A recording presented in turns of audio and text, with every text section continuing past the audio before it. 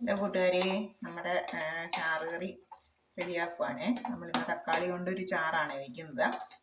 അതിനായിട്ട് നമ്മൾ തക്കാളി, ചെറിയൊരു സവോള, പച്ചമുളക്, ഇഞ്ചി എന്നിവ നന്നായിട്ട് ചെറുതായിട്ട് അരിഞ്ഞെടുത്ത് കടുക് താളിച്ച് നമ്മൾ എണ്ണയിലേക്ക് ഇട്ട് കൊടുത്തു.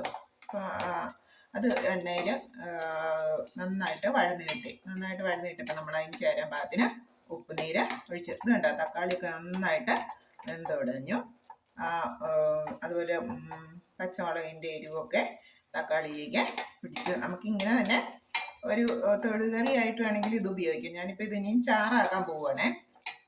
അതിന് വേണ്ടിയിട്ട് ആവശ്യത്തിന് കുറച്ച് തക്കാളിയല്ലേ എടുത്തോളൂ. അപ്പം നമ്മളൊരു അരമുറി തേങ്ങ, അരമുറിയിൽ തന്നെ പകുതി എടുത്തിട്ടുള്ളൂ. തേങ്ങയും ജീരകവും വെളുത്തുള്ളിയും ഉള്ളിയും കൂടെ അരച്ചെടുത്തിട്ടുണ്ട്. അത് നമുക്ക് ഇതിലേക്ക് ചേർത്ത് കൊടുക്കാം. എന്നിട്ട് ആവശ്യത്തിന് ചാറും ആക്കി കടുക് താളിച്ചെടുത്താൽ സൂപ്പർ തക്കാളിക്കറി തന്നെ. ഞാനിപ്പം മിക്സിയിൽ നിന്ന് തന്നെ അങ്ങനെ നേരിട്ട് ഒഴിക്കണം. അത് ചാറാക്കുന്നില്ല, അതുകൊണ്ട്.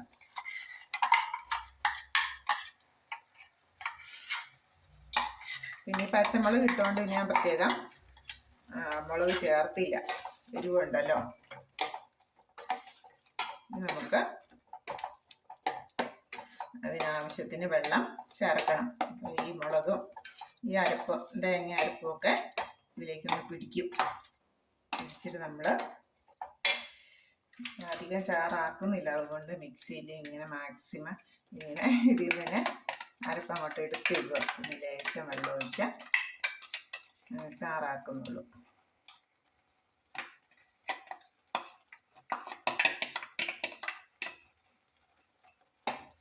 അപ്പം ഈ അരപ്പൊക്കെ ഇതിലേക്ക് പിടിച്ചിട്ടുണ്ട്. നമുക്കിങ്ങനെ ഒരു തക്കാളി ചമ്മന്തി പോലെ വേണമെങ്കിൽ ഇത് ഉപയോഗിക്കാം. ദോശയ്ക്കും ചപ്പാത്തിക്കും ചോറിനും ഒക്കെ ഉപയോഗിക്കാം. തക്കാളിയുടെ പുളിയും പച്ചമുളകിൻ്റെ എരിവും ആവശ്യത്തിന് ഉപ്പൊക്കെ ചേർത്തപ്പോൾ എല്ലാം പിടിച്ചിട്ടുണ്ട്. നല്ല കോമ്പിനേഷനാണ്, നല്ലൊരു തൊടുകറിയാണ്. ഞാനിത് ചോറിന് ഒഴിച്ചു കൂട്ടാൻ ചാറാക്കാൻ വേണ്ടിയിട്ടാണ് കുറച്ച് വെള്ളം ഒഴിച്ച് ചാറാക്കുന്നത്. എന്നിട്ട് കടുകും കൂടെ താളിച്ചിട്ട് കഴിഞ്ഞാൽ സൂപ്പർ കറിയായി കേട്ടോ.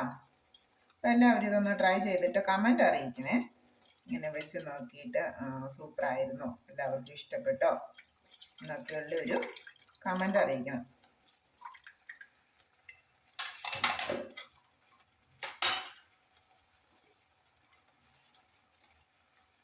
നമുക്ക് കുറച്ച് വെള്ളം കൂടെ ഒഴിച്ച് കൊടുക്കാം.